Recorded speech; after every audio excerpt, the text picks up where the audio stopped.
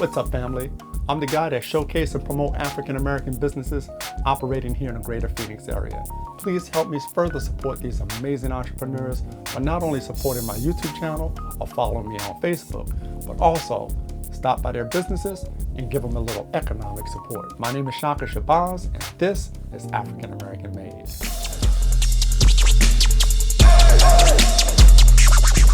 Okay, how you doing today? Doing great, doing great. Thank you so much for giving me this opportunity to talk to you today. Long time coming. Yes. A very, very, very exciting time for me, and you're a part of that. And thank you so much for this opportunity. My pleasure. Won't you tell me your name and the name of your business?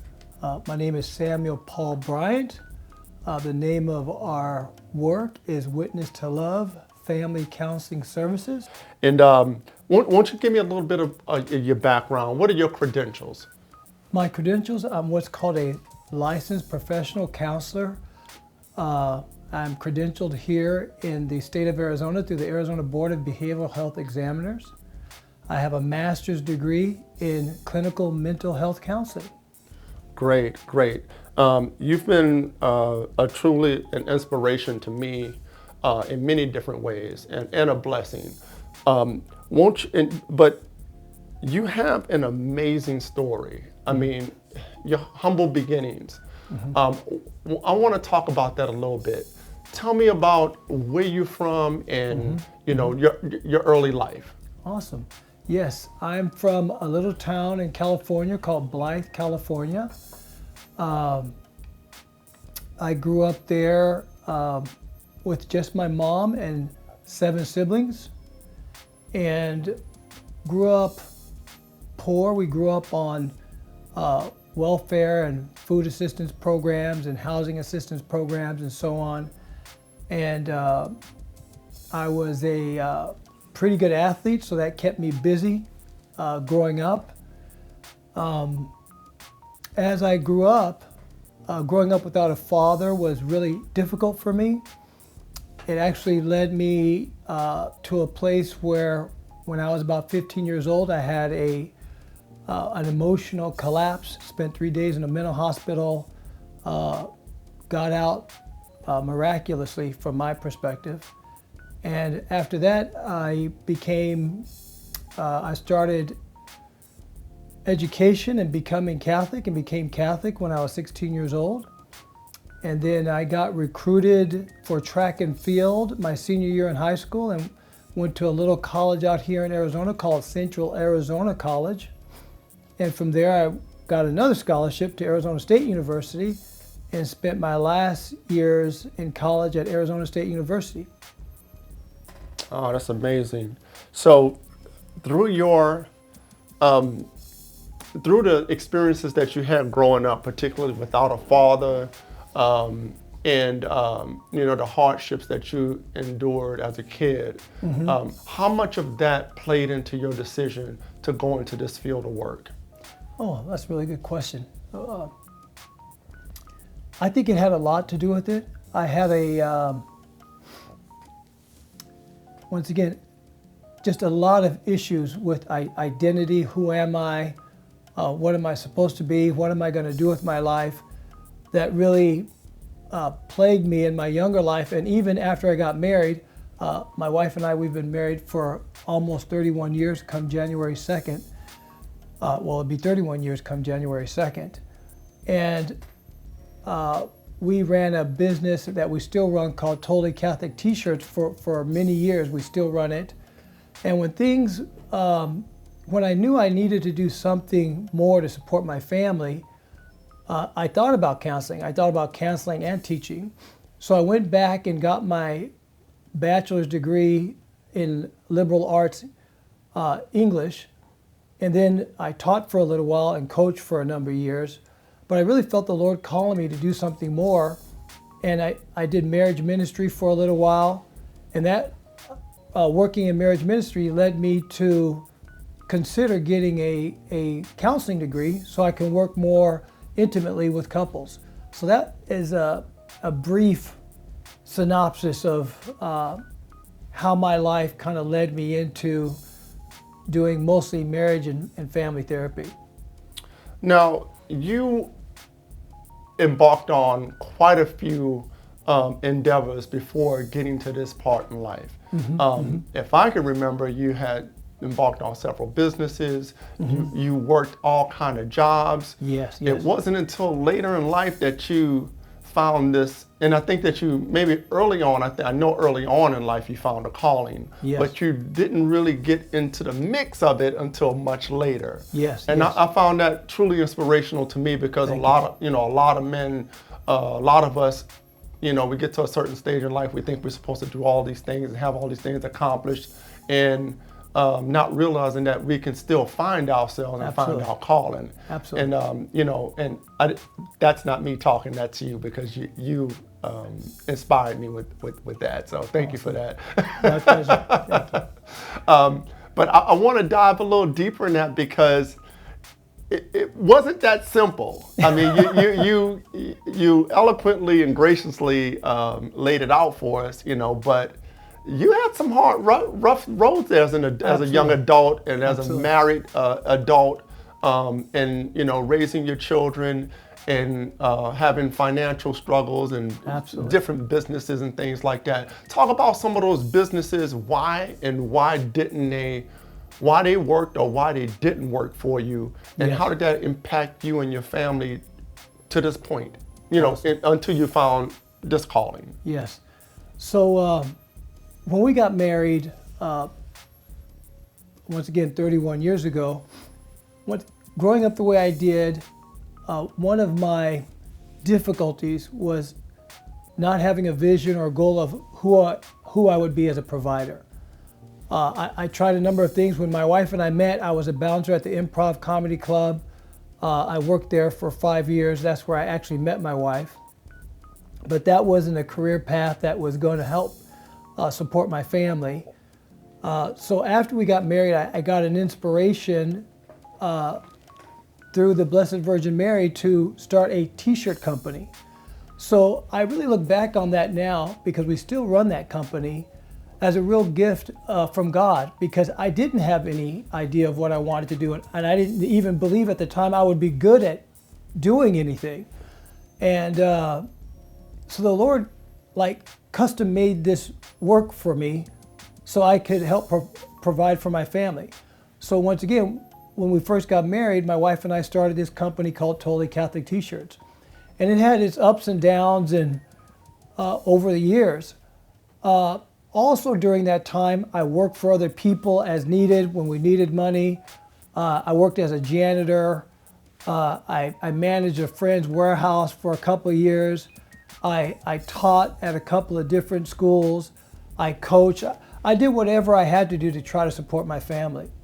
And things were tough. One of my favorite stories is one time my wife and I, we found out we were, out of toilet paper. And I remember thinking and talking with my wife saying, we don't even have enough money right now to go buy toilet paper. I mean, that's how bad things had gotten for us at different points. And so we had a garage sale to raise a little bit of money. I think we made like $133. We were able to buy toilet paper and kind of keep moving. And that's just a little example of the ups and downs we went through running Totally Catholic, being a newly married couple, having children every other year. Oh, by the way, we have 8 children, and our 10th grandchild is on the way. So that gives a little bit of an idea of the types of hardships, once again, the ups and downs my wife and I went through running Totally Catholic and being a married couple. I think that your story and those hardships speak volumes as to what people can do and still come out on the other end with a family intact. Yes. That's why I love your story so much. And we're going to get into the biggest inspiration being your faith, because I know that looms over everything that you've done. Yes. And what you're doing now, it drives what you do now. So we definitely going to talk about that. Yes. 30-year marriage and 8 children. Yes.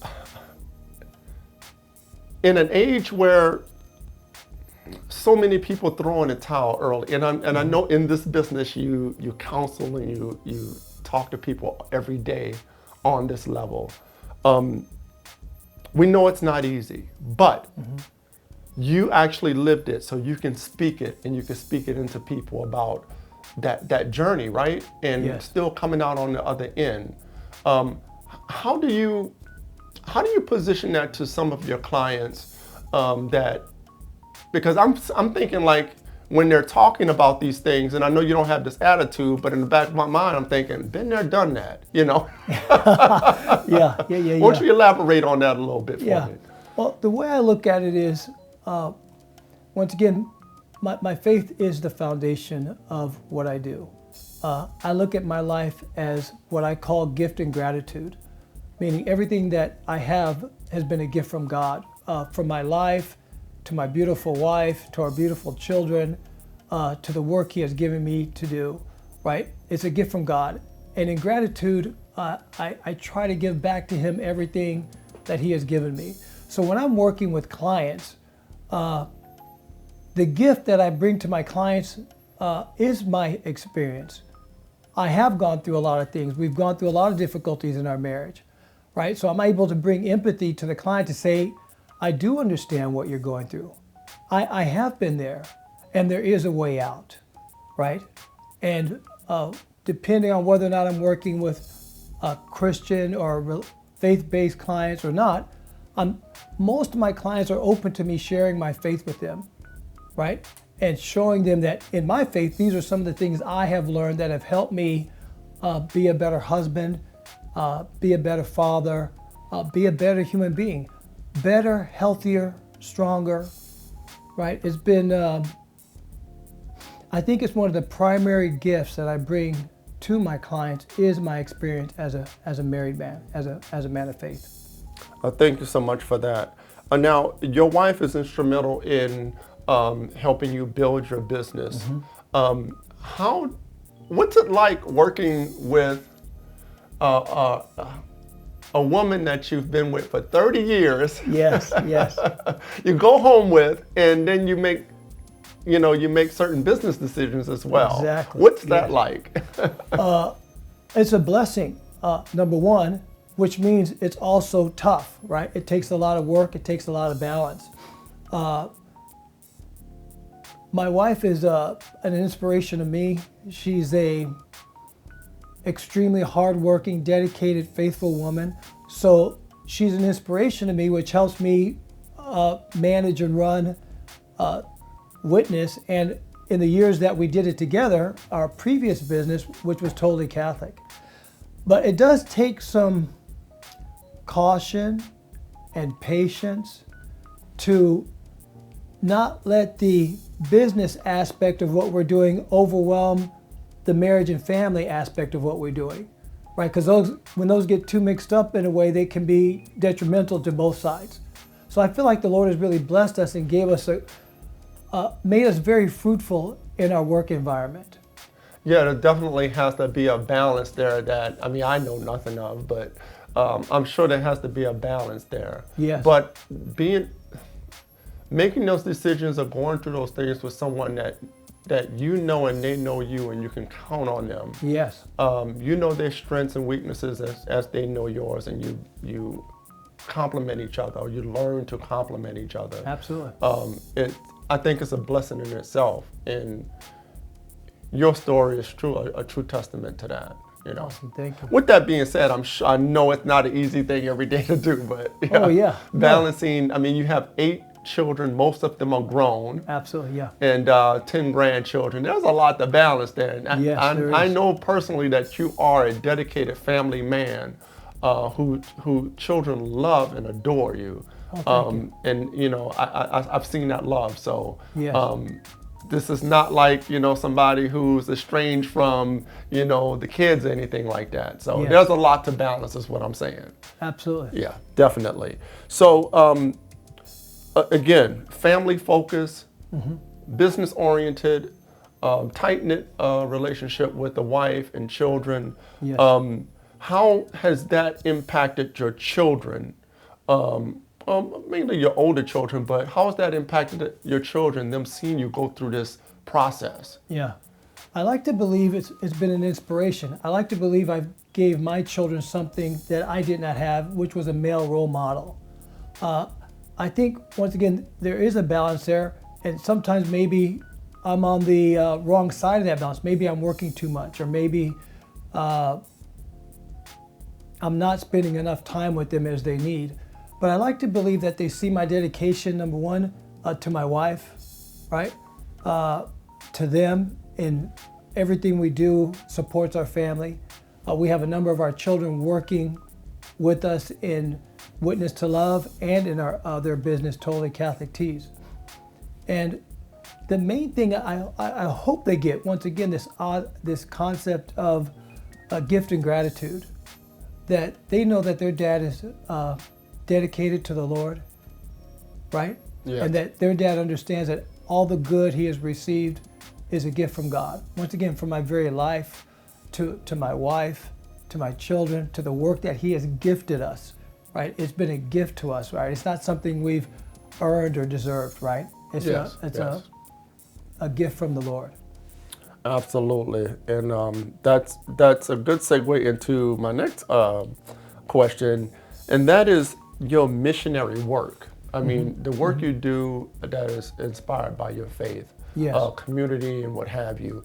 Talk about your entry into that and the realization that that's going to be a part of your life. Yes, yes. And how did that manifest? I think it manifested itself early. I converted to the Catholic faith when I was 16 years old. And from that moment on, right, I knew the Lord's love, and in return, I fell in love with the Lord. And I've always, from there on, wanted to do something to serve Him, to serve the church, to serve His people. And even the gift of Totally Catholic T-shirts was an opportunity for us to give people an opportunity to share their faith with other people. And then when it came to Witness to Love family counseling services, in my life I was looking at what can I do to serve God and His people, right? And I thought, wow, if I could serve marriages, that's the heart of the family, right? Yes. I could really make a difference in people's lives. Not just temporary changes, but generational changes, right? So that was a very powerful gift of inspiration that the Lord gave us. And I feel like we're accomplishing that, right? Just sitting back and looking at the impact we have on families that will impact not only them today, but their children and hopefully their children's children for the better. That's a very strong point, generational change, and starting with that nucleus, right? Absolutely. Which is the couple, you Yes. know. And thank you so much for that. So we're going to go into, like, you as a business owner and building your business in your team. Yes. And I know that 20 years ago, you didn't see any of this. This wasn't on the radar. Exactly. But here you are today. You have like a team of like 6 to 8 people, 2 locations, and serving in many different areas of mental health. Yes. What was your concept when you first started out? I know it was your the gift to do this, but setting it up and deciding what you were going to focus on in building the business, how did that come about for you? So when I graduated, or even when I went into my master's program, I knew that I wanted to work with married couples. I knew I wanted to work with families. I didn't really know how. I thought I would set up my own private practice and just kind of work with myself or by myself and help couples. But I worked for a particular company in the Valley, and it just inspired me, the way that they did their business, to try to imitate that, to try to create something like that for the people that I serve. So we were very blessed. My daughter, Catherine, was graduating from college at the time. So after I got my license, I hired my daughter, Catherine, to come on and be our operations manager. And from there, things just kind of naturally developed, or gracefully developed. Because once again, this idea of gift and gratitude, the Lord brought people to us, right? All of the therapists that work with us were drawn to the work that we were doing. Okay, so Right. you're, most of the people that work with you were inspired by what you were already doing. Oh yes, Okay. they're inspired by it, and they, what's the way to say it? Yes, let's leave it at that. They were inspired to come, right, the way I look at it again. I know you're looking for a humble word to Yeah. use. I know. Yeah, yeah. But if, for lack of a better word, they were inspired by what you were doing. Exactly, Yeah. yes. Let's call it that. Thank you for your graciousness there and your humbleness. But I mean, I feel the love in here, man. And you know, from both a personal and professional level, it's a no-brainer to me. You know, truly inspirational. You know, African American Made, we focus on, you know, entrepreneurs and what have you. So, you know, I have to hit you with this angle Yes. as far as the business part of this, you know, Yep. building a business. And you decided you wanted to go into this work. You worked for a few organizations as probably part of a requirement as well to get, you know, to get this level. licensed. Yeah, to Yes. get licensed. But what is it like actually putting nickels and dollars together to actually build this type of business? Yeah, what does it take financially to put this together? Yes. Wow. For you. Yeah. Once again, gift and gratitude. The Lord has really blessed us financially. Being an African American male therapist brought me a lot of attention, right? Because there's not a lot of African American male therapists working in the Valley. There may be like 3 to 5 of us. Which is how I met you. Yeah. And so things were busy for me. Things got busy for me from the start of our work. So I was able to take our resources and grow the business. Right. I was able to hire our daughter, which was key.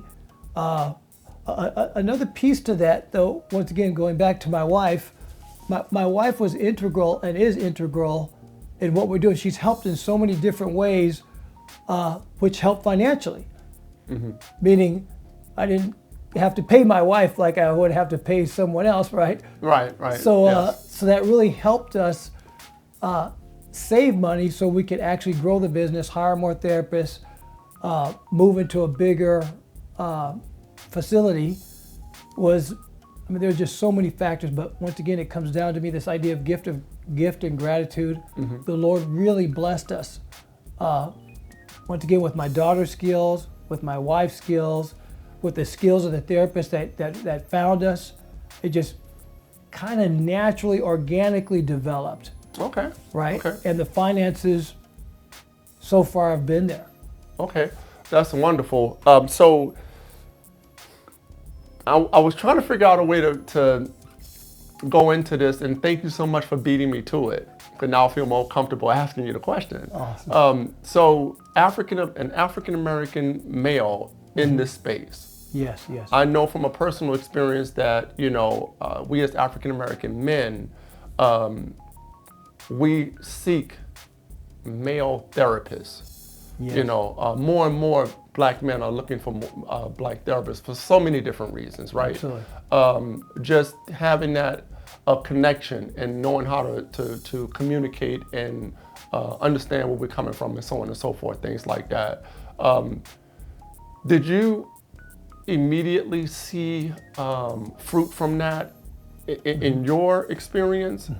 Or simply because of where you are and the circle you're in this business, you just, and I know you get a mix of clientele. Absolutely. I understand that. Yes. But do you find yourself being sought out by black men or black people? Absolutely. A lot of times it's not maybe the black men, but their partners. Okay. Right? Sometimes their partners will be looking for someone that their husband or their partner will want to work with. And for me, it's interesting, the development. Once again, I'm Catholic. There's not a lot of African Americans in the Catholic Church in the Phoenix area. So when I first started, I thought I would be serving kind of like in this Catholic community. It wasn't on the forefront of my mind that I would be offering services to the African American community, because that's wasn't where I was operating. But once again, the Lord moves us in the direction that He wants us to go, right? And once I put marketing out in Psychology Today, I started getting a lot of requests from African American people. Then it dawned on me, oh my gosh, this is what the Lord is calling me to do. Yes. Right? Yes. So I've taken it very humbly, very seriously, and thoughtfully. How do I expand my service to the African American community? Yes, yes. There are definitely a lot of Black professionals that are, today looking for, therapists and Absolutely. coaches, and and that's a relatively new thing in our community. Not to Yes, say that it people have never done it, but more so today than ever. We have more and more African Americans seeking, mental health services, in this realm. Absolutely. So thank you so much for your contribution to that, and acknowledging the fact that there's a need there. Absolutely. And people are seeking you out. And Definitely thank you so much for that. So your business today focuses on a lot of areas, and you have about 7 to 8 therapists that work with you. I'll say work with you. Yes. I noticed that most of them focus on adolescents and teenagers, young people. Is that something that you talked about collectively as a business, seeing a need in that area? How did that come about? So we have maybe 2 or 3 of our therapists work with adolescents and youth. The way I envisioned the work was creating an organization that can help the family at every level, right? Starting with the couples, starting with the husband and the wife, offering services for the children as needed, right? So that's the way it developed. We have therapists also that work with trauma, therapists like myself who work with couples. So my hope in developing the practice was to get different therapists that had a variety of specialties, meaning we could have a therapist with a specialty in trauma, which we do. We could have therapists with a specialty in serving the youth, and not just a specialty, but to become an expert in that area, right? So when people are looking for a therapist for their teenage daughter who's struggling with eating disorders, we would like to have somebody that's capable of helping them, that has some expertise in that area. So that was kind of the vision moving forward. Not that we would search out specific therapists with specific skills, but that when they came, that they would have a specialty that they were more of an expert in. Okay, yeah. I just noticed in looking at the profiles of each of your the people you work with, Yes. About 5 of them specialize in adolescent and teenagers and things like that. Yes. So I thought that was probably something that and you did actually say that the complete family, right, in every Yes. area. Yes. And with today's trends and what's going on in the world, Yes. with youth and things like that, and Exactly. adolescents, I see it in another capacity where there's a lot of adolescents, a lot of young people in mental health crisis. Absolutely. Yes. And I'm sure it's always been there, but it seems like it's just more pervasive today than before. I don't know if I would say it's always been there. Definitely the way it is. The things we're facing in the modern world are widespread, right? Yes. And so it's creating like a tsunami of mental health issues, right? That we're seeing manifesting themselves in the children as our children are exposed to so many different things, Yes. right? That can be confusing, that can be destructive, right? That can Yeah. be harmful, right? From the confines of their own home, there's with the modern technology, with social media, yes, there's just a lot that the family has to deal with today